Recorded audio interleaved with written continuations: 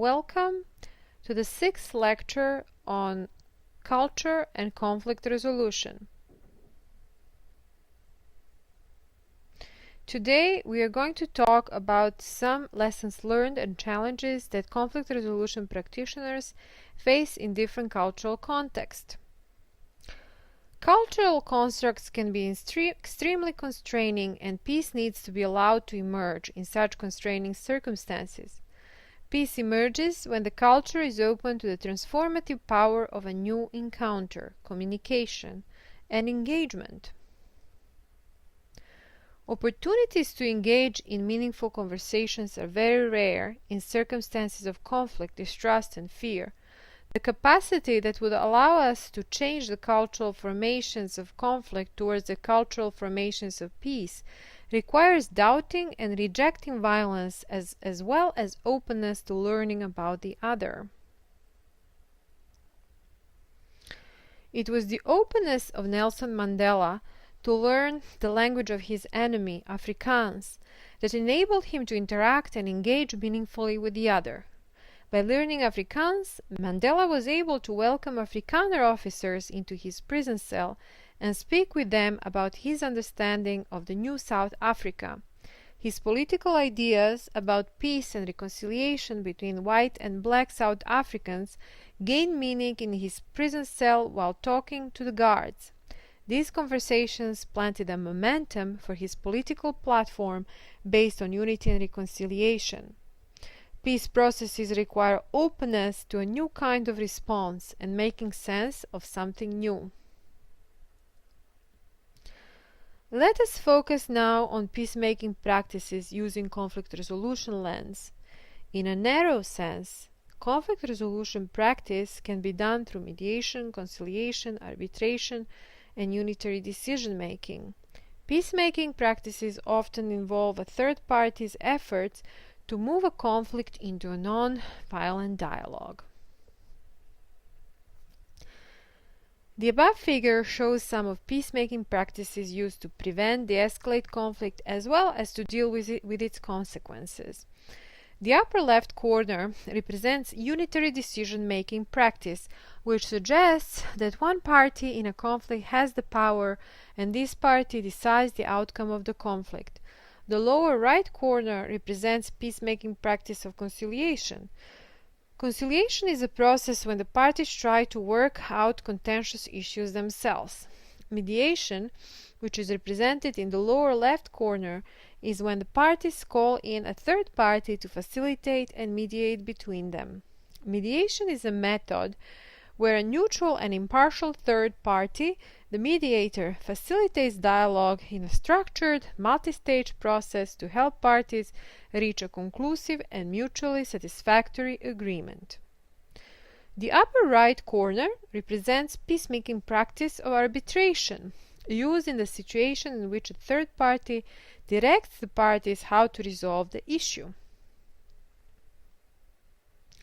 Peacemaking practices writ large indicate that peacemaking and conflict resolution can take place anywhere and can be done by anyone. For example, civil society community leaders can play increasingly important roles in conflict resolution.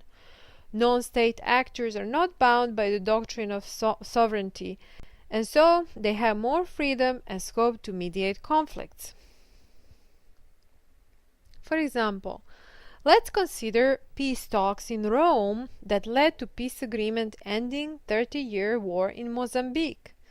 The welcoming, hospitable, and safe environment provided to the parties in Rome resulted in open and engaging conversations, which eventually led to the signing of the peace agreement. The city of Rome, with its distinct culture, architecture, history, and beauty, also contributed to the parties' relaxation and willingness to negotiate. Additionally, by bringing parties to a new and safe cultural setting, away from violence and war, they were able to imagine and create new possibilities. Through displacement, Mozambicans were able to have culturally open conversation in Rome. One of the important lessons learned from practitioners is that Western cultural assumptions about doing things as efficiently and as quickly as possible cannot always be applied in conflict resolution processes. The expectations in terms of length of negotiations may be measured in terms of centuries in different cultural contexts. Rather than having several workshops and dialogue sessions, the people may expect the third party to stay longer so that they could build mutual trust. Gender is culturally constructed, and gender-specific contributions are key for peacemaking processes in any cultural context. Peace processes are integrative in nature, and gender balancing must be part of it. Moreover, gender dynamics is an integral part of conflict resolution. An important ingredient to gender dynamics and balancing is the involvement of women in peace processes. Today, more women are becoming involved and recognized for their efforts in peace processes. A good example is the Nobel Peace Prize of 2011 that was awarded to 3 women from Africa and the Arab world for their peace activism. Despite the growing recognition of the importance of women in peace processes, women still face many challenges.